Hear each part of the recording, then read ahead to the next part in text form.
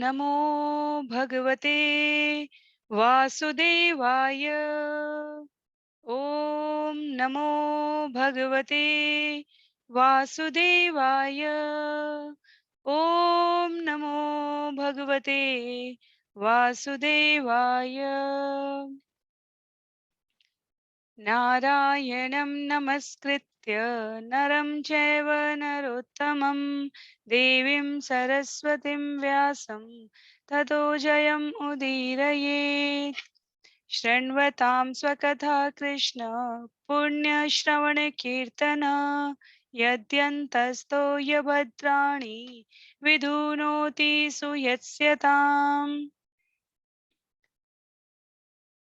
नष्टप्रायेषु भद्रेषु नित्यं भागवत सेवया भगवत्युत्तमश्लोके भक्तिर्भवति नैष्टिकी। ॐ अज्ञानतिमिरान्धस्य ज्ञानाञ्जनशलाकया चक्षु उन्मीलितं येन तस्मै श्रीगुरुवे नमः। मूकं करोति वाचालं पङ्गुं लङ्घयते गिरिं यत्कृपातमहं वन्दे परमानन्दमाधवम्। वाञ्छाकल्पतरुभ्यश्च कृपा सिन्धुभ्य एव च पतितानां पावनेभ्यो वैष्णवेभ्यो नमो नमः। जय श्री कृष्ण चैतन्य प्रभु नित्यानंद श्री अद्वैत गदाधर श्रीवासादि गौर भक्तवृंद। हरे कृष्ण कृष्ण कृष्ण हरे हरे, हरे राम राम राम हरे हरे। हरे कृष्ण कृष्ण कृष्ण हरे हरे, हरे राम राम राम हरे हरे। हरे कृष्ण कृष्ण कृष्ण हरे हरे, हरे राम राम राम हरे हरे। हरे कृष्णा। आप सभी को दंडवत प्रणाम। श्रीमद् भागवतम महापुराण सत्रों की इन श्रृंखला में हम सभी स्कंद 2 अध्याय 7 का यहाँ पर श्रवण पठन मनन करने का प्रयास कर रहे हैं। स्कंद 2 अध्याय 7 जिसका नाम था निर्दिष्ट कार्यों के लिए विशिष्ट अवतार, जिसमें 53 श्लोक हैं और अभी तक के सत्रों के अनुसार हम लोग श्लोक संख्या 25 तक विषय को ब्रह्मा जी द्वारा जो सुंदर रूप से प्रस्तुत किया जा रहा है उसे यहाँ पर श्रवण पठन करने का प्रयास कर रहे हैं। संक्षिप्त पुनरावृत्ति करें अध्याय 7 के श्लोक संख्या 1 से लेकर 25 तक के श्लोकों की, तो बहुत ही सीधा सरल सपाट विषय है। यहाँ पर अध्याय 6 के 43वें श्लोक में 46वें श्लोक में ब्रह्मा जी कहते हैं नारद मुनि से कि मैं अब एक एक करके आपको अवतार के बारे में सुनाऊंगा। और वहां कहने के पश्चात इस अध्याय में जहां विशिष्ट कार्यों के लिए निर्दिष्ट अवतार, निर्दिष्ट अर्थात जो नियत हो, जो उसके लिए स्वाभाविक रूप से योग्य अवतार हो, जिस प्रकार के कार्य का संपादन करना हो, तो यहाँ पर ब्रह्मा जी बताते हैं नारद मुनि को कि भगवान जब स्वयं अवतार विस्तार लेते हैं तो वो अंश अवतार हो सकते हैं, कला अवतार हो सकते हैं, गुणा अवतार हो सकते हैं, युगा अवतार हो सकते हैं, मनवंतर अवतार हो सकते हैं। और जब उनके पार्षद अवतार लेते हैं तब उन्होंने वहां पर स्पष्ट करते हुए कहा है कि वो शक्त्यावेश अवतार होता है। तो उसमें हमारे सुखदेव गोस्वामी का नाम आता है, हमारे अन्य।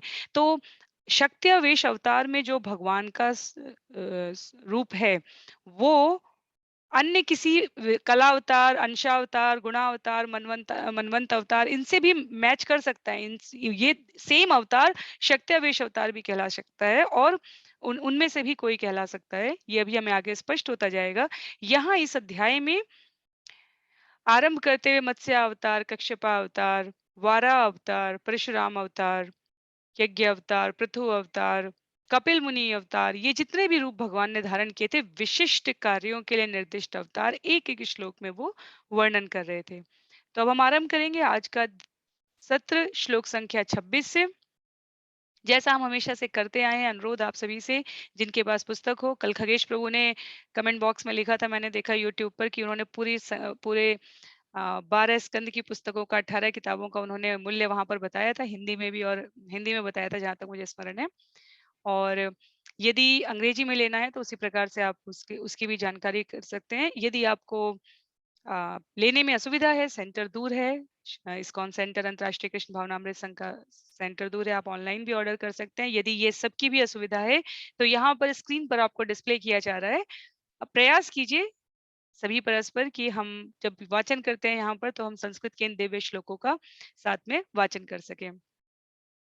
तो पहले हम श्लोकों का वाचन करेंगे, तत्पश्चात श्री कृष्ण कृपा मूर्ति ऐसी भक्तिवेदांत स्वामी श्रील प्रभुपाद द्वारा रचित हम सभी के लाभार्थ सुंदर तात्पर्यों के द्वारा इन विषयों में जो आवश्यक बिंदु रहेंगे उनको समझते हुए आगे बढ़ते चलेंगे। तो आरंभ करते हैं स्कंद 2 अध्याय 7 श्लोक संख्या 26 से। भूमि सुरेतर वरुथ विमर्दिताया क्लेश व्ययाय कलयासित कृष्ण केश जात करिष्यति जनानुपलक्ष्य मार्ग कर्माणि चात्ममहिमो उपनिबंधनानि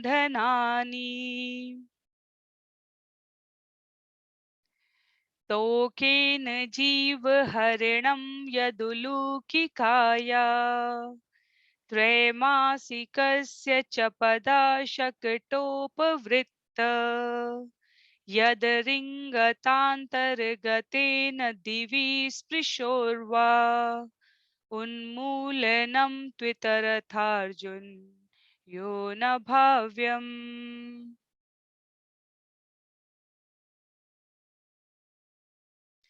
यद्वे व्रजे व्रज पशुन् विशतोऽयपीतान् पालांस्त्वजीव यदनुग्रह दृष्टिवृष्ट्या तश्रुद्धये अतिविषवीर्य विलोलजिह्वम् उच्चाटयिष्यत उर्गं विहरन् हृदिन्याम् तत्कर्म दिव्यमिव यन्निशिनिशयानम् दावाग्निना शुचिवने परिदह्यमाने उन्नेष्ययति व्रजमतो अवसितान्तकालम् नेत्रे पिधाप्य सबलो अनधिगम्य वीर्य गृह्णीत यद्यदुपबन्धम उन्मुष्य माता शुल्बं सुतस्य न तु तत् तदमुष्यमाति यज्जिह्वतोऽस्य वदने भुवनानि गोपी संवीक्ष्य शङ्कितमना प्रतिबोधितासित नन्दं च मोक्ष्यति भयात् वरुणस्य पाशात् गोपान् विलेषु पिहितान् मयसूनुना च अहन्यापृतं निशिशयानमतिश्रमेण लोकं विकुण्ठमुपनिष्यति लोकं विकुण्ठमुपनिष्यति गोकुलं स्म गोपे मखे प्रतिहते व्रज विप्लवाय देवेभिवर्षति पशून् कृपया रिरक्षु धर्तोक्षिलीन्द्रमिव सप्त दिनानि सप्त वर्षो महीध्रमन् अनघ करे सलीलम् क्रीडन् वने निशाकररश्मिगौर्यां रासोन्मुखः कल्पदायतमूर्षितेन उद्दीपितस्मररुजां व्रजभृद्धधूनां हर्तुर्हरिष्यति शिरो धनदानुगस्य ये च प्रलम्बखरदर्दुरकेश्य इष्ट ये च प्रलम्बखरदर्दुरकेश्यरिष्टम् लेभकंसयवना कपिपौण्ड्रकाद्या अन्ये च शाल्वकुजवल्वलदन्तवक्र स्तोक्ष शंबर विदुरथ रुक्मि मुख्या ये वामृधे समितिशालीन आत्तचापा काम्बोज मत्स्य कुरु संजय कैकयाद्या यास्त्यन्त्यदर्शनमलं बलपार्थ भीम व्याजाह्यनेन हरिणा निलयं तदीयम् कालेन मीलितधियामवमृश्य नृणाम् स्तोकायुषां स्वनिगत्मो बत दूरपार आविर्हितस्त्वनुयुगं स हि सत्यवत्याम् वेदद्रुमं विटपशो विभजिष्यति स्म देवद्विषां निगमवर्त्मनि निष्ठितानां पूर्भिर्मयेन विहिताभिरदृश्यतुर्भिः लोकान् घ्नतां मतिविमोहमतिप्रलोभम् वेषं विधाय बहु भाष्यतोऽप्यधर्म्यम् यर्हालयेष्वपि सतां न हरे कथास्यो पाषण्डिनो द्विजजना वृषिला नृदेवा स्वाहा स्वधा वषणति स्म गिरो न यत्र शास्ता भविष्यति कले भगवान् युगान्ते हरे कृष्ण कृष्ण कृष्ण हरे हरे हरे राम राम राम हरे हरे। हरे कृष्णा। तो आप सभी को दंडवत प्रणाम। पुनः हम आरंभ करने जा रहे हैं स्कंद 2 अध्याय 7 श्लोक संख्या 26 से। यहाँ पर ब्रह्मा जी विभिन्न अवतारों के बारे में नारद मुनि को बता रहे हैं और इन अवतारों के नामों की सूची श्रृंखला प्रस्तुत करने मात्र से ब्रह्मा जी के द्वारा सुखदेव गोस्वामी परीक्षित महाराज के हृदयस्थ में और उनके माध्यम से हम सभी के हृदयस्थ में इस विचार बिंदु को दृढ़ करने की इच्छा से ये विषय प्रस्तुत कर रहे हैं कि केवल चर अचर भौतिक स्तर पर हमें जो दिख रहा था केवल वही भगवान नहीं थे, अपितु जो कुछ भी धर्म आस्था विश्वास कथा कहानियों पुराणों साहित्यों के नाम पर हमने सुपर नेचुरल पावर सुप्रीम सत्ता पूर्ण पुरुषोत्तम भगवान के बारे में सुना है वो सब कुछ यहाँ प्रस्तुत है। क्यों? क्योंकि कुछ भी भगवान से विलग नहीं है। तो एक एक श्लोक दो दो श्लोक में एक अवतारों की श्रृंखला को बताते हुए वास्तव में ब्रह्मा जी हमारे मन मस्तिष्क को आप्लावित कर रहे हैं इस विश्वास से, इस दृढ़ भावना से, इस संकल्प से कि हमारे जीवन का उद्देश्य हमारे कर्मों की फलश्रुति और हमारी अंतिम गति तीनों पूर्ण पुरुषोत्तम भगवान है जो विभिन्न कार्यों के लिए निर्दिष्ट अवतार लेते हैं। तो श्लोक संख्या 26 से आरंभ करते हुए ब्रह्मा जी कहते हैं जब पृथ्वी पर ईश्वर में श्रद्धा न रखने वाले परस्पर लड़ने वाले राजाओं का भार बढ़ जाता है तो भगवान संसार का कष्ट कम करने के लिए अपने अंश समेत अवतरित होते हैं। वे सुंदर काले काले केशों से युक्त अपने आदि रूप में आते हैं और अपनी दिव्य महिमा के विस्तार के लिए ही अलौकिक कार्य करते हैं। कोई उनकी महानता का अनुभव नहीं लगा सकता। संसार का कष्ट कम करने के लिए अपने अंश समेत अवतरित होते हैं और इस अवतार में विशेष रूप से क्या बताया जा रहा है?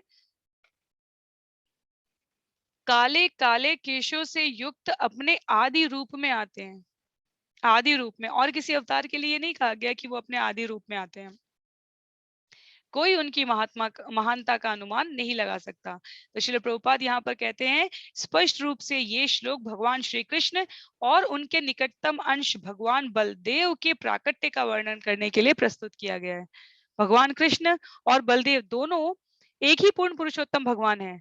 यदि हमें स्मरण हो, हमने पिछले वर्ष बलराम पूर्णिमा पर जब 2 सत्र आयोजित किए थे भगवान बलराम के बारे में जानकारी उपलब्ध कराने के लिए, जो हमने आचार्यों से सुनी थी, शास्त्रों में लिखी हुई है।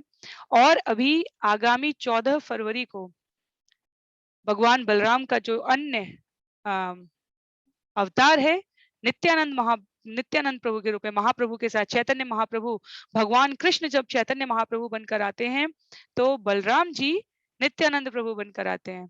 एक छोटे बन गए, वो एक बार ही आए छोटे भाई के रूप में लक्ष्मण बन के। फिर उन्होंने कहा हर बात में मुझे राम को मनाना पड़ता है, राम की बात सुननी पड़ती है, अगला अवतार में बलराम का लूंगा बड़ा बन के। इतना ही नहीं, उसके बाद अगला अवतार लूंगा मैं कलयुग में नित्यानंद प्रभु बन के। तो 1474 में नित्यानंद प्रभु का जन्म हुआ है। एक चक्र स्थान का नाम है बंगाल में उस समय के, और उनके माता पिता का नाम, उन्होंने क्या क्या लीलाएं की, कैसे कलयुग के जो कंस, रावण, हिरण्यकशिपु नाम हमने सुन रखे हैं राक्षसों के, वैसे ही दो व्यक्तियों का नाम हुआ है जगदानंद माधवानंद। सुनने में लगता है बहुत बड़े भक्तों का नाम है। जगाई और मदाई संक्षिप्त रूप में उनका नाम रहा है। और अपनी ऐसा कहते हैं ऐसा कोई पाप नहीं था जो जगाई मदाई ने नहीं किया था। आज से 550 वर्ष करीब पहले की बात की जा रही है। और उनका उद्धार करते हैं नित्यानंद प्रभु। तो जो हमारी आध्यात्मिक शक्ति है, भगवान के चरण सेवा करने के लिए आध्यात्मिक शक्ति जो हमें चाहिए, शक्ति पुंज, वो बलराम जी, भगवान कृष्ण और बलराम में कोई भेद नहीं है सिवाय इसके कि ऐसे विस्तार जो भगवान करते हैं उसके दो विभाग स्वांश और भिन्नांश जब कहा जाता है तब वहां पर उसके प्रकटीकरण में भगवान के इन अवतारों का वर्णन किया गया है। तो यदि अवसर अनुकूल रहा तो 14 फरवरी को नित्यानंद प्रभु के लिए एक छोटा सा सत्र आयोजित करके आप जो भी कुछ भी विशेष जानकारी हमने आचार्यों से सुन रखी है वो सभी के साथ साझा करने का प्रयास रहेगा। पर यहाँ पर इस श्लोक में बलराम जी को स्मरण किया जा रहा है, सेई कृष्णा सेई जगन्नाथ और वही चैतन्य महाप्रभु, उसी तरह वही लक्ष्मण है, वही बलराम है और वही नित्यानंद प्रभु है। तो यहाँ पर उनकी महानता का कोई अनुमान नहीं लगा सकता। लंबे काले काले केश के लिए विशेष रूप से, क्योंकि केश का वर्णन और किसी अवतार में इतने विशेष रूप में नहीं आया, तो प्रभुपाद जी ने भी यहाँ पर विष्णु पुराण का उद्धरण देते हुए लिखा है तात्पर्य में कि कृष्ण तथा बलदेव की वृद्धावस्था हो जाने पर भी काले काले बाल बताए गए हैं। अवांग मनसा गोचर, भगवान को अनुपलक्ष्य मार्ग अवांग मनसा गोचर अर्थात सामान्य जनों के लिए सीमित इंद्रिय अनुभूति से अनुभव गम्य या दृश्य न होना कहा गया है। और भगवत गीता का उदाहरण देते हुए श्रील प्रभुपाद लिखते हैं इस तात्पर्य में 7.25 में कहा गया है, ना हम प्रकाश सर्वस्य योग माया समावृत। दूसरे शब्दों में भगवान इस अधिकार को अपने पास सुरक्षित रखते हैं कि वे किसके सामने प्रकट होंगे, किस रूप में प्रकट होंगे, वे चाहे तो प्रकट हों अथवा ना प्रकट हों। केवल प्रामाणिक भक्त भगवान को उनके विशिष्ट लक्षणों से जान सकते हैं। और ऐसे अनेक लक्षणों में से इस श्लोक में एक लक्षण का वर्णन है, सित कृष्ण केश, अर्थात जिनके सुंदर काले काले बाल है। और महाभारत में यहाँ तक कहा गया है कि बुढ़ापे में भी श्री कृष्ण 16 वर्ष के बालकों से प्रतीत होते थे। श्री भगवान का यही विशिष्ट लक्षण है। ब्रह्म संहिता में ब्रह्मा जी इसी विषय को कहते हैं कि वैसे तो वे समस्त जीवात्माओं में सबसे वृद्ध कहे जा सकते हैं किंतु वे सबसे तरुण हैं, और आध्यात्मिक देह का यही लक्षण है। आप किन्हीं के भी उदाहरण लीजिए, जैसे राधा रानी की उम्र, राधा रानी और उनकी सखियों की उम्र जो आध्यात्मिक उम्र बताई गई है वो 14 वर्ष कुछ महीने कुछ दिन, बस इसी के आसपास सारी सखियों की उम्र है। इसके बाद उनकी उम्र का कहीं कोई उल्लेख ही नहीं है। क्यों? क्योंकि आध्यात्मिक उम्र में ये तरुणावस्था तक पहुंचने की जो उम्र है यही शाश्वत उम्र रह जाती है। वहां कोई काल की गणना के बाद मृत्यु को प्राप्त होना, तो आध्यात्मिक देह में इन लक्षणों का अभाव है कि मृत्यु होगी, बुढ़ापा आएगा, जरा दिखेगा, रोग के लक्षण दिखेंगे, जन्म होगा, इस प्रकार के लक्षणों का आध्यात्मिक देह में अभाव होता है। और वैकुंठ लोक में रहने वाले समस्त जीवों के लिए शास्त्र कहते हैं कि जीवात्माओं का शरीर ऐसा ही आध्यात्मिक होता है, उनमें कभी वृद्धावस्था का कोई लक्षण नहीं दिखता। अभी इसी भागवतम में 6ठ स्कंद में ये भी कहा जाएगा कि जो अजामिल को छुड़ाने के लिए विष्णुदूत आएंगे, अजामिल हमारे महाजनों में उनका नाम आता है, जब वो आएंगे तो वो जो यमदूत से छुड़ाने के लिए जो विष्णुदूत आते हैं वो भी तरुण है। यमदूत बहुत भयानक लगते हैं लेकिन विष्णुदूत बिल्कुल तरुण शरीर धारण किए हुए हैं। क्यों? क्योंकि वैकुंठ जगत में जहाँ कोई व्यथा नहीं है, वेदना नहीं है, रोग नहीं है, दुख नहीं है, जहाँ जरा बुढ़ापा नहीं है, संकट के कोई चिन्ह नहीं है, वहां शरीर सदैव युवा ही रहती है, तरुण रहती है, ऐसा ये लक्षण बताया गया है। तो बहुत सारी आगे आगे बहुत सारे और भी बिंदु आएंगे जब अभी भगवान के बारे में बताया जाएगा। अगले श्लोक में 27वें श्लोक में ब्रह्मा जी कहते हैं नारद मुनि को, भगवान श्री कृष्ण के परमेश्वर होने में कोई संदेह नहीं है, अन्यथा जब वे अभी अपनी माता की गोद में थे तो पूतना जैसी राक्षसी का वध किस तरह कर सकते थे। 3 मास की आयु में ही अपने पांव से छकड़े को कैसे पलट सकते थे, और जब घुटने के बल चल रहे थे तभी गगनचुंबी वृक्षों अर्जुन वृक्षों के जोड़े को समूल कैसे उखाड़ सकते थे। ये सभी कार्य स्वयं भगवान के अतिरिक्त अन्य किसी के लिए असंभव है। तो दो बातें महत्व की है यहाँ पर। ये घटनाएं तो हमें पता चल गई, दामोदर लीला है जहां उन्होंने वृक्ष उखाड़े हैं, शक्तासुर का वध है जहां उन्होंने पैरों से अपने 3 महीने किए और वो पांव से छाकड़े को जिसमें उनको लिटाया गया था, यज्ञ चल रहा था और उन्होंने उसको पलट दिया था, क्योंकि शक्तासुर जो असुर था वो वहां पर वेश बनाकर आया हुआ था, 3 दिन के थे तो पूतना को मार दिया। इससे पहले वाले श्लोक में यदि हम देखें तो वहां इसीलिए कहा गया है कि जो भगवान के प्रामाणिक भक्त है वो विशिष्ट लक्षणों से पहचान जाते हैं कि ये भगवान है अथवा नहीं है। तो उस समय में बाकी जब हमने भीष्म पितामह द्रोणाचार्य इन सबको दूसरी तीसरी पीढ़ियों में जाते हुए देखा तो हमने उनका वृद्धावस्था वाला शरीर देखा है। इनफैक्ट अगर विचार करें तो भीष्म पितामह के लिए तो लिखा है कि जिसने पांडवों के उम्र से जिसने उन्हें देखा हमेशा उतना ही वृद्ध देखा, वृद्ध से ही देखा उनको। और भगवान के लिए, भगवान के भी तो पौत्र प्रपौत्र हो चुके थे, लेकिन भगवान के लिए कहा जा रहा है कि जब जब वो उस समय के लोग, बाकी लोग जब वृद्ध दिख रहे थे तब भी भगवान कैसे दिख रहे थे, भगवान तब भी तरुण दिख रहे थे। भगवान के जीवन में तब भी किसी भी प्रकार के, उनके शरीर में किसी प्रकार की रुग्णावस्था, किसी प्रकार की चेहरे पे थकान, इस प्रकार की अवस्था उनकी नहीं थी, क्योंकि तो ये वो लक्षण है, विशेष लक्षण है। और ये भगवान के अतिरिक्त अन्य किसी से संभव नहीं। यदि हमें स्मरण हो तो हमने पहले भी कहा था कि भगवान को तीन तीन तीन प्रमुख बिंदु अगर हम देख लें कि कोई भगवान है, इसको स्थापित किस प्रकार होता है। पहला, शास्त्रों में इसका पहले से वर्णन रहेगा। ऐसा नहीं होगा कि शास्त्र में नहीं लिखा है और कोई अचानक से आके भगवान बन जाए। जैसे चैतन्य महाप्रभु के लिए भी जगह जगह शास्त्रों में इसके संकेत दिए गए हैं। साहित्य, चाहे वो भौतिक हो चाहे आध्यात्मिक हो, श्रेष्ठतम तब माना जाता है जबकि शब्दों से न कहकर भावों से और संकेतों से विषय स्पष्ट कर दिया जाए। जैसे छायावाद का साहित्य हो गया, या फिर सिनेमा, अगर इसकी बात की जाए तो क्या कहा जाता है कि कलात्मक, आप भाव अभिव्यक्त किए बिना, केवल शब्दों से व्यक्त किए बिना, केवल भावों से और अभिव्यक्तियों से, संकेत मात्र से बता रहे हैं। तो चैतन्य महाप्रभु का भी जो दिव्य अवतार है वो संकेतों में जगह जगह दिया गया। ऐसे ही कहा गया है श्रीमद् भागवतम में राधा रानी का नाम नहीं है, श्रील व्यास देव ने संकेत मात्र से दिया है। सुखदेव गोस्वामी जो ये कथा सुना रहे हैं, एक राधा, जो राधा रानी के तोते हैं, एक राधा शब्द कहने से वो महीनों समाधि में रह जाते थे। परीक्षित महाराज के पास 7 दिन का समय था। तो यदि वो राधा राधा कह के, लेकिन जगह जगह उनसे कई कई कई जगह श्लोकों में जब हम दसम स्कंद के पास पहुंचेंगे, उससे पहले भी है जहां ये वर्णन किया गया है, पर ढक कर आवरण में किया गया है। तो ये विषय की सिद्धि कही जाती है जब आप ना कहते हुए भी अपने भाव को, अपने संकेतों को व्यक्त करें। तो यहाँ पर विषय किसके लिए है? भगवान के लिए। कैसे वो भगवान है? तो उस समय के अन्य लोग वृद्धावस्था को प्राप्त कर रहे हैं, पर बलराम और कृष्ण के बाल केश जबकि वो 100 वर्ष से ऊपर की अवस्था में भी पहुंच गए थे, तब भी वो तरुण जैसे लगते थे। तो शास्त्रों में प्रमाण मिलता है हमें, हमें भगवान, जो जब भगवान होते हैं उनकी लीलाओं से प्रमाण मिलता है। बचपन से बिना किसी अस्त्र शस्त्र के बड़े से बड़े असुरों का यूं ही संहार कर देना सामान्य मानव जाति के लिए, देवताओं के लिए भी नहीं था, क्योंकि देवताओं में भी इंद्र और ब्रह्मा आकर लौट गए थे। और तीसरा, जो उन्होंने शरीर धारण किया होता है उनके लक्षणों से, तो शरीर के लक्षणों से ग्रह, प्रकृति, ये सब कुछ बिल्कुल अनुकूल हो जाते हैं। ये भी प्रामाणिक लक्षण होते हैं कि भगवान आ चुके हैं।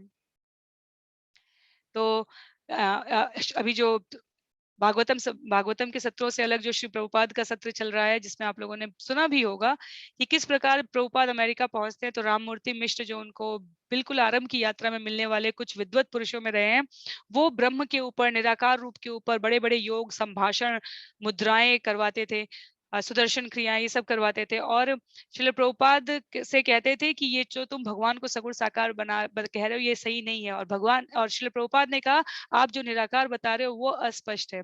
उन्होंने उन्होंने कहा सब भगवान है, और प्रभुपाद ने कहा नहीं, सब में भगवान है। सब भगवान है तो फिर ये बताइए कि भगवान इधर बाएं दाएं घूमते हुए भगवान आजकल दुखी क्यों चल रहे हैं? तो उन्होंने एक उत्तर दिया था, दुखी इसलिए चल रहे हैं क्योंकि उनको माया का आवरण हो गया है।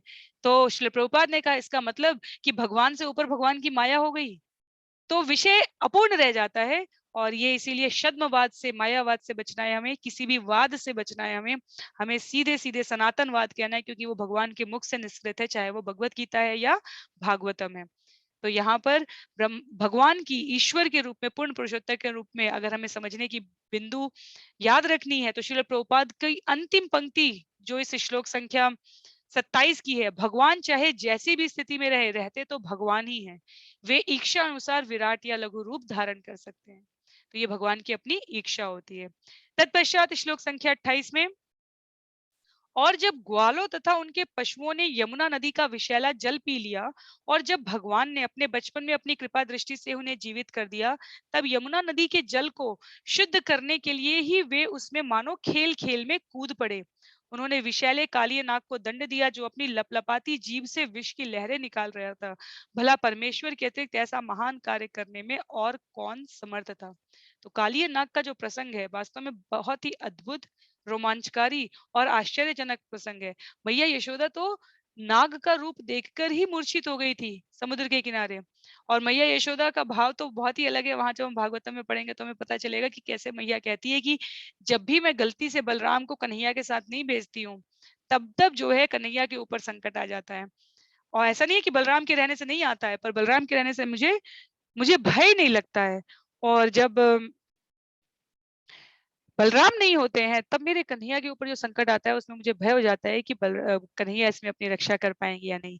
पर कालीनाग का प्रसंग आज भी वो स्थान, वो अवशेषों के रूप में यदि हम जाएं तो मदन मोहन मंदिर जो वृंदावन में है उससे थोड़ी दूरी पर स्थित एक स्थान है, उसके आगे भी एक स्थान है। तो जगह जगह ये लीलाएं हुई हैं। और शाश्वत रूप से लोकोक्ति में भी अगर कही जाए तो कोई कथा कभी कब तक कहेगा यदि उसमें सत्य का मिश्रण ना हो तो? कभी नहीं। केवल केवल कुछ समय काल तक लुभावने तरीके से प्रस्तुत की जा सकती है, पर जहाँ सत्य है वहां की कथा सदा सर्वदा वहां के नाम में, वहां के लोगों की स्मृतियों में और वहां के बचे हुए अवशेषों में हमें दिखती ही दिखती है। तो कालीनाग की वो लीला भी दिखती है। तो इसलिए यहाँ पे ब्रह्मा जी कहते हैं, भला परमेश्वर के अतिरिक्त ऐसा महान कार्य करने में और कौन समर्थ है? तत्पश्चात श्लोक संख्या 29 में, कालिय नाग को दंडित करने के दिन ही रात्रि के समय जब व्रजभूमि के समस्त वासी निश्चिंत होकर सो रहे थे, तो सूखी पत्तियों के कारण जंगल में अग्नि धधक उठी और ऐसा लगा मानो उनकी मृत्यु अवश्यंभावी है।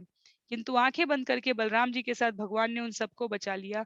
ऐसे हैं भगवान के अलौकिक क्रियाकलाप। तो ये भी आती है, ये भी एक राक्षस भेजा गया होता है कंस के द्वारा, जो कि सब पूरा सारी अग्नि की तरह सब कुछ जला के भस्म करने के लिए स्वयं को लगा देता है। और कृष्ण और बलराम द्वारा पूरे व्रज की और व्रजवासियों की रक्षा की जाती है।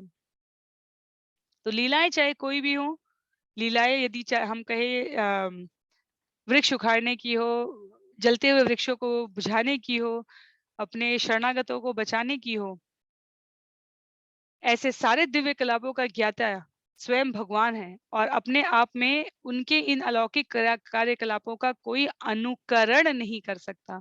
तो जब लोग कहते हैं कि रास लीला और इस प्रकार के, तो हम हमेशा एक ही विषय आचार्यों के सुना हुआ सबके सामने प्रस्तुत करना चाहते हैं कि जब ऐसी लीलाओं के बारे में बात की जाए तो हमें हमेशा बताना चाहिए कि केवल रास लीला नहीं, उससे पहले हुई वाली लीलाओं के बारे में भी थोड़ा अनुकरण करके बताइए। ये नहीं कि अपनी विकृत मानसिकता से केवल और केवल जो स्वयं की इंद्रिय तुष्टि के लिए आवश्यक लगे उसमें भगवान का नाम लगा दें, और जो वास्तव में भगवान ने किया है या करने के लिए कहा है उससे स्वयं को दूर रखे रहे। तो ये बहुत श्रेयस्कर नहीं है।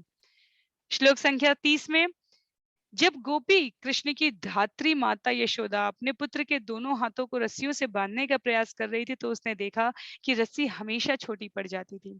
अतः हार कर जब उसने प्रयास बंद कर दिया, तब श्री कृष्ण ने अपना मुंह खोल दिया। तो मैया यशोदा को मुंह के भीतर सारे ब्रह्मांड दिखे। यह देखकर उसे संदेह हुआ, किंतु उसे अपने पुत्र की योग शक्ति का पता भिन्न तरीके से लगा। तो कितनी लीलाएं हुई हैं, सभी दसम स्कंद में हमें श्रवण करने को मिलेगी। श्रील सुखदेव गोस्वामी और अनंत वैष्णव आचार्यों के आशीर्वाद से, उनकी कृपा से। पर ब्रह्मांड के अपने मुंह के अंदर ब्रह्मांड दिखाना, मिट्टी वाली लीला में जिसे लीला कहते हैं। इसके अतिरिक्त एक जो फल बेचने वाली आई थी, वो फल के बदले में सब उसे अन्न दे रहे थे, तो अपनी छोटी छोटी हथेलियों से ऐसे अन्न लेते आए हुए सिर्फ कुछ दाने बचे थे। और मैया तो जो फल बेचने वाली आई थी, वो तो उसके लिए तो कृष्ण का रूप का रसपान करना ही सबसे बड़ा धन था। तो उसने तो देखा भी नहीं, पर जब वो फल देने के पश्चात, फल देने से पहले सेब ले लो, केला ले लो, अनार ले लो, इस प्रकार कह रही थी, और फल के बाद गोविंद ले लो, गोपाल ले लो, केशव ले लो, गाते हुए वो जा रही थी। लेकिन उसे अचानक से जब वो गाते हुए उसने अपनी टोकरी वापस से सिर पे रखी फलों की, तो उसे भारी प्रतीत हुई, और अनाज के उन कुछ दानों के बदले में भगवान ने उसे दुनिया भर के सर्वश्रेष्ठ बहुमूल्य रत्न आभरण उसके टोकरी में भर दिए थे। तो रेसिप्रोकेट करना, भाव विनिमय करना भगवान से श्रेष्ठतम तरीके से कौन कर सकता है। दुष्टों ने दुष्टों के रूप में भाव विनिमय किया, इसलिए भगवान ने उनका संहार किया है। और भक्तों ने प्रेमवश दास्य भाव में, वात्सल्य भाव में, माधुर्य भाव में, शांत भाव में भगवान का स्मरण किया है, तो भगवान ने स्वयं को वहां समर्पण किया है कि पूरे ब्रह्मांड के जो नियंता है वो छछिया भरी छाछ पे नाच नचावे। तो लीला करने के लिए, दुष्टों का संहार करने के लिए, ये जो भगवान की शक्ति, माया शक्ति है, उसके ऊपर की घटना है। तो जब हमारी सीमा ही वहां तक नहीं है, तो हम केवल श्रद्धा पूर्वक श्रवण कर सकते हैं और प्रार्थना कर सकते हैं भगवान से कि यदि उन्हें उचित लगे तो वो हमें ऐसी सामर्थ्य दें कि हमको उनकी ये लीलाएं कहने, सुनने, देखने में, समझ में आने लग जाए। तत्पश्चात श्लोक संख्या 31 में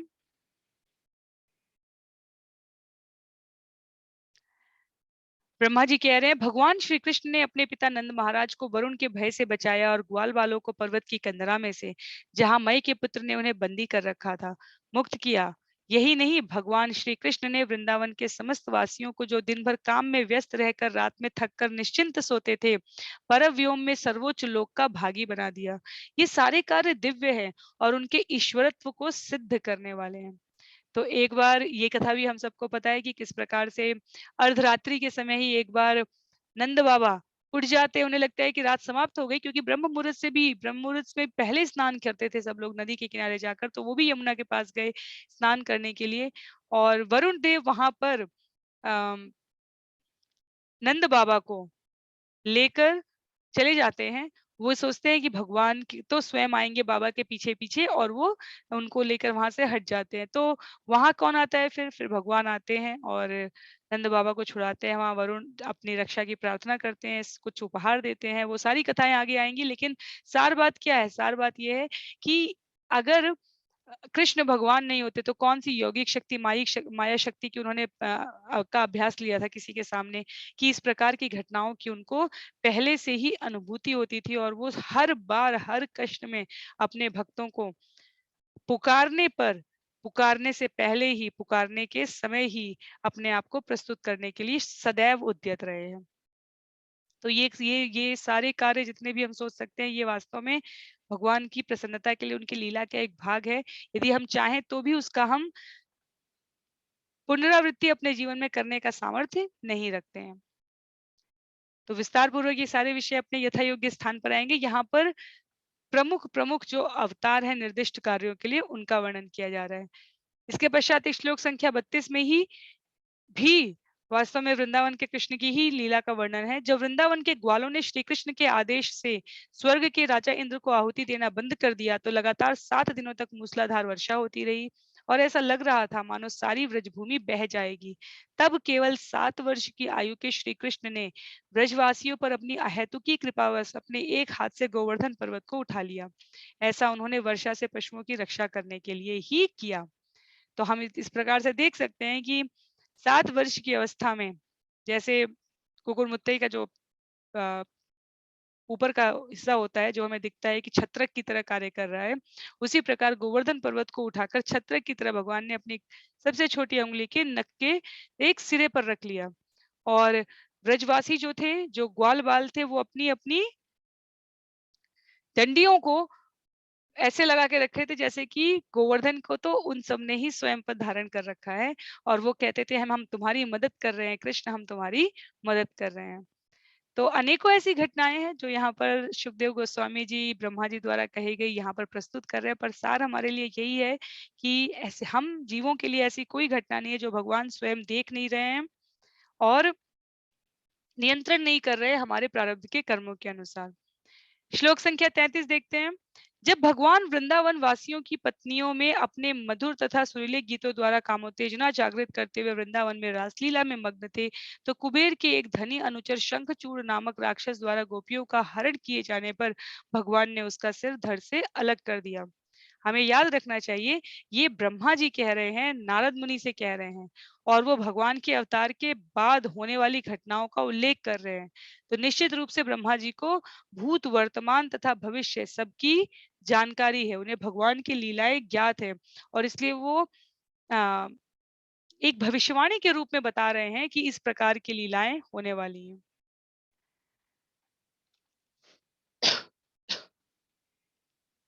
शंखचूड़ का वध जो यहाँ पर बताया गया है, शंखचूड़ नामक राक्षस द्वारा गोपियों का हरण किए जाने पर भगवान ने उसका सिर धड़ से अलग कर दिया। ये लीला रास लीला के बाद घटी थी, ये घटना।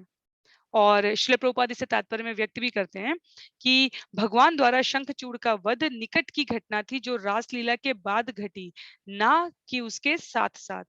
तो ये सारी घटनाएं जो यहाँ पर वर्णन की जा रही है, वास्तव में ये जो होरिका लीला हम कहते हैं, जिसे हम प्रहलाद की लीला के साथ भी जोड़ते हैं, वो तिथि होरिका लीला जो होती है फागुन मास में जो आने वाली है अभी 17-18 मार्च, जहां जिस प्रकार से पंचांग में होगा, वहां पर शंखचूड़ का वध उसी लीला के उससे एक दिन पहले शंखचूड़ का पुतला जलाकर जो मनाया जाता है, कई स्थानों पर ये अभी भी बहुत प्रचलित है। तो ये ये भगवान के उसी उसी लीला के रूप में, स्मरण के रूप में, उत्सव के रूप में मनाया जाता है कि किस प्रकार से जो भगवान के भक्तों को किसी भी प्रकार से कष्ट पहुंचाना चाहता है, भगवान उसे किसी भी प्रकार की रियायत नहीं देते हैं।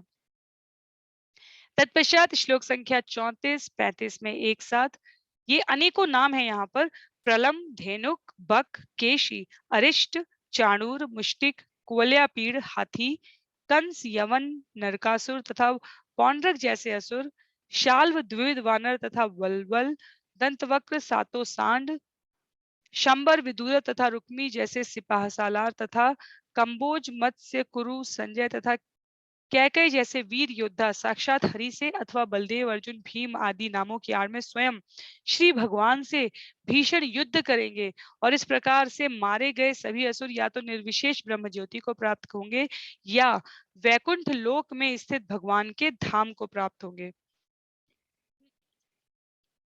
तो हम देख सकते हैं कि ये जो सारी लिस्ट बताई गई है, ये वो कंस, चाणूर, मुष्टिन, कोल्या, पीड़, प्रलंबासुर, ये जितने भी नाम थे, इनकी सबकी अपनी अपनी घटनाएं हैं, एक एक अध्याय समर्पित है इन घटनाओं पर इस दसम स्कंद में। पर ये स्पष्ट इस बात को कर रहा है जो श्रील सुखदेव गोस्वामी बता रहे हैं कि भगवान के हाथों से, यदि हमें याद हो हमने कहा था 5 तरह के संबंध होंगे, तो मित्र सखा का संबंध, माधुर्य का संबंध, वात्सल्य का संबंध बहुत सरलता से समझ में आ सकता है। इसके अलावा जो 2 प्रमुख संबंध कहेंगे, निष्क्रिय संबंध और सक्रिय शांत संबंध। शांत रस में जैसे ज्ञानी हो गए, योगी हो गए, जो भगवान की लीलाओं में लगे हुए हैं, उसका उसका उसका मनन करने मात्र के लिए। लेकिन जो निष्क्रिय अवस्था में जिन्हें पता ही नहीं है कि वो भगवान को प्रिय है कि नहीं या भगवान उनके प्रिय हैं कि नहीं, और वो बदला लेने की भावना से, ईर्ष्या से और द्वेष से, यहाँ पर हिरण्यकशिपु को द्वेष होता है कि विष्णु मुझसे श्रेष्ठ कैसे हो गया, मैं भगवान हूँ, मुझे भगवान बताओ। तो ऐसे महान व्यक्तित्वों का कल्याण करते हैं जब भगवान, तो उनको कहाँ भेजते हैं, या तो वैकुंठ में और या फिर निर्विशेष ब्रह्म ज्योति को प्राप्त होते हैं। तो जो इतना भगवान से द्वेष और ईर्ष्या कर रहे हैं वो भी इस गति को प्राप्त हो रहे हैं, तो भगवत भक्तों को भगवान कितनी सुंदर व्यवस्था के साथ सदा सर्वदा अपने साथ रखते होंगे, इसकी हम कल्पना कर सकते हैं।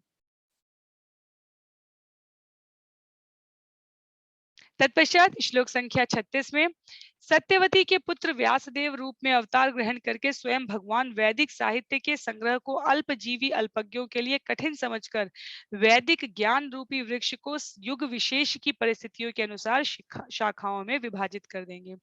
तो यहाँ पर श्रीमद् भागवतम की रचना होगी श्रीमद् भागवतम की रचना होगी, इसकी भविष्यवाणी भी हो गई। ब्रह्मा जी ने कर दिया कि कलयुग के अल्पजीवी मनुष्यों के लिए श्रीमद् भागवतम का जो भावी संकलन आने वाला है उसका उल्लेख किया जाएगा। उसका उल्लेख यहाँ पर किया है कि ये रचा जाएगा। और यदि देखा जाए तो निश्चित रूप से 100 वर्ष की आयु अब 40, 50, 60, 70 ज्यादा से ज्यादा मनुष्यों की हो चुकी है। बहुत ही कम लोग 80, विरले 90 और अति विरले प्राणी 100 के आसपास हमें दिखते हैं। अल्प ज्ञानी हो गए, अल्पायु हो गए, शरीर भौतिक शरीर को जीवन का मूल तत्व यदि मानकर अभी भी जीवन को वो निरर्थक करते रहेंगे, तो फिर पशुओं और से ऊपर किसी जोनी में आना उनके लिए संभव नहीं है। इसलिए भगवान कहते हैं कि भगवत गीता के वचनों में कि मैं स्वयं आकर धर्म की स्थापना करता हूँ और अपने पार्षदों से उसका प्रचार करवाता हूँ। श्रील प्रभुपाद अमेरिका पहुंचते हैं तो उन्होंने भी ऐसे ही देखा कि किस प्रकार से महाराज परीक्षित ने जिस अधर्म को के स्थान में कलयुग को निवास कराया था, वो अधर्म के स्थान सर्वत्र अब व्याप्त हो चुके हैं। अब सड़क के किनारे मांस मदिरा भक्ष्य भक्षण की दुकानें लगने लगी हैं और अवैध स्त्री पुरुष संबंध बहुत ही सामान्य बिल्कुल बस एक सूचना के रूप में लोगों को अब लगती है। इसके अतिरिक्त किसी में अंदर करुणा नहीं है, स्वच्छता नहीं है और त्याग की भावना भी नहीं है। तो इन ऐसी परिस्थितियों में कैसे कोई भगवान का नाम ले सकता है, भगवान को स्मरण कर सकता है? आयु नहीं है, बुद्धि नहीं है, इंद्रिय विषय सीमित, इंद्रिय विषयों इंद्रिय से अनुभूति की चेतना बहुत कम है अध्यात्म की, पर भोग विषय के लिए इंद्रियां बहुत प्रबल हो चुकी हैं। तो वो पार्षदों को समय समय पर भेजते रहेंगे।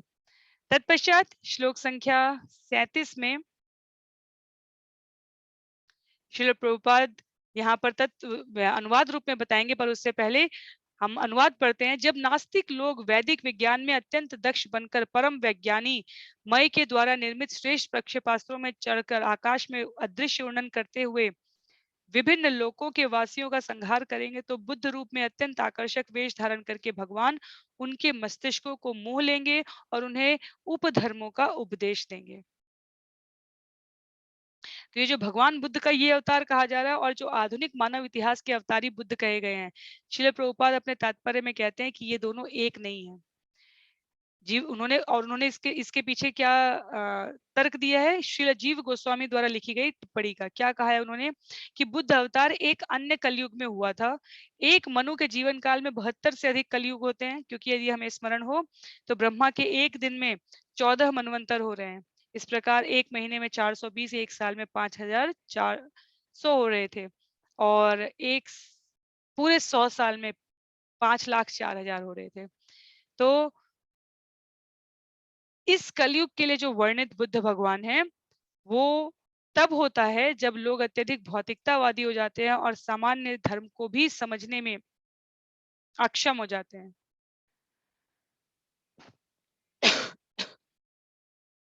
और श्रील प्रभुपाद कहते हैं कि म बुद्धि का जो सामान्य धर्म है वो लोगों को सुख पहुंचाना है, पर जब वो पशुओं को, जीवित प्राणियों को हानि पहुंचाने लग जाए तो इससे जिसने वो बुद्धि धारण कर रखी है उसका भी कल्याण नहीं होता और उसके आसपास के लोगों का भी नहीं होता। इसलिए विनम्र बनना, निरभिमानी होना, ये सब सिखाने के लिए भगवान फिर बुद्ध अवतार लेंगे। उसके पश्चात आज के लिए अंतिम श्लोक है हमारा, श्लोक संख्या 38।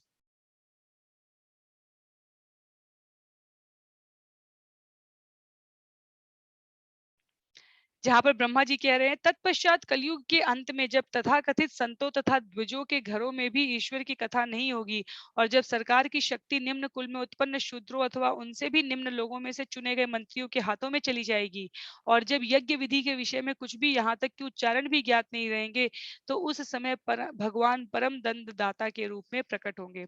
तो वो कौन सा अवतार है? वो कली अवतार है, जिसके बारे में ब्रह्मा जी भविष्य की सूचना नारद मुनि को यहाँ पर प्रस्तुत कर रहे हैं कि कलयुग के अंतिम चरण में भौतिक जगत की जो निकृष्ट अवस्था के लक्षण है, जो कि स्कंद 12 में 11 में बताए जाएंगे, और जहां जो लगभग लगभग ईश्वर विहीनता के साम्राज्य पर पहुंच चुकी है। ईश्वर विहीनता, लोग नास्तिक हो जाएंगे, ईश्वर का नाम भूल जाएंगे, कार्यकलाप करना, यज्ञ करना, मंत्रोच्चारण करना तो बहुत दूर की बात है। उनके राम रूप, गुण, लीला सब कुछ से सब जानकारी से विहीन हो जाएंगे और तब बहुत ही कारुणिक ये जो चित्रण किया गया है कलयुग की भावी स्थिति का, उसे पढ़ने के पश्चात जैसे जो गीता प्रेस जो जयदयाल गोयंदका जी थे, उन्होंने कहा था कि यदि मनुष्य अपने पापों को प्रतिदिन देख पाए, जाने-अनजाने में वो कितना पाप कर रहे हैं और भगवान हर उस पाप के बदले में देने लग जाएँ दंड, तो मनुष्य को खाना-दाना तो छोड़ दो, पानी नसीब ना हो। इस प्रकार से उन्होंने कल्याण पुस्तक में अपने एक लेख में प्रस्तुत किया था। तो वही स्थिति है यहाँ पर कि जब कलयुग का वर्णन बताया जाता है, व्यक्ति असंस्कृत हो जाते हैं, समाज ईश्वर विहीन हो जाता है, प्रशासन की शक्ति लोलुपकारी हो जाती है, प्रजा को शोषण करने वाली हो जाती है, श्रमजीवी वर्ग किसी प्रकार से या तो अपना जीवन यापन कर पाता है या आत्महत्या करने लग जाएगा और आधे तरफ लोग बहुत दुखी दिखेंगे, अनेकों प्रकार की बीमारियों से ग्रसित दिखेंगे, शत-विक्षत अंगों वाली संतानें जन्म लेने लग जाएँगी ज़्यादा, जिनमें से किसी की बुद्धि कम विकसित होगी। तो ये सब लक्षण बता दिए गए हैं कलयुग के आने वाले समय के लिए, जो कि कलयुग के अंत की बात की जा रही है। कलयुग 4,32,000 वर्ष का है, शास्त्रों के हिसाब से, और अभी जो गणना है उसके अनुसार 5,500 वर्ष व्यतीत हुए हैं और हम अभी ही कलयुग किस तरफ बढ़ रहा है इसका अनुमान लगाते हुए, जो शास्त्रों में लिखा है वो हमें अतिशयोक्ति नहीं लगनी चाहिए। पर फिर भी हमारे पास जो सुंदर अवसर है, जो आचार्यों ने बताया है कि इस विशेष कलयुग की विशेषता ये है क्योंकि इसमें द्वापर में भगवान श्री कृष्ण आए हैं और कलयुग में स्वयं वो चैतन्य अवतार लेकर आए हैं, तो लोगों का धर्म करने का जो समय काल है वो थोड़ा बढ़ गया है। तो 10,000 प्रथम वर्ष जो कलयुग के है वहां तब भी धर्म अपनी पूर्ण अवस्था में रहेगा और इसलिए इस समय का सबको ज्यादा से ज्यादा लाभ उठाने का प्रयास करना चाहिए। अन्यथा श्री प्रभुपाद तात्पर्य में लिखते हैं, मानव समाज की अधोगति इस स्तर तक हो चुकी होगी कि भगवान कल की अवतार के रूप में प्रकट होंगे और निर्दयी बनकर समस्त आसुरी लोगों का वध कर देंगे। तो ऐसा नहीं है कि उस समय तक एक भी भक्त नहीं बचेगा। यदि एक भी भक्त नहीं बचेगा तो भगवान को धरती पे आने की जरूरत नहीं है। वो वैकुंठ से बैठे-बैठे, गोलोक वृंदावन से बैठे-बैठे, नित्य धाम से बैठे-बैठे केवल भ्रिकुटी मात्र से संहार कर सकते हैं।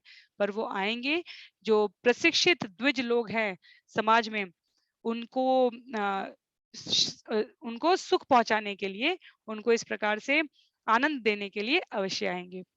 तो आज के लिए हम लोग श्लोक संख्या 38 तक ही रखते हैं। अगले सत्र में श्लोक संख्या 39 से आरंभ करेंगे। इस अध्याय में 53 श्लोक है, तो श्लोक संख्या 39 से 39 से 53 हम लोग अगले सत्र में करने का प्रयास करेंगे।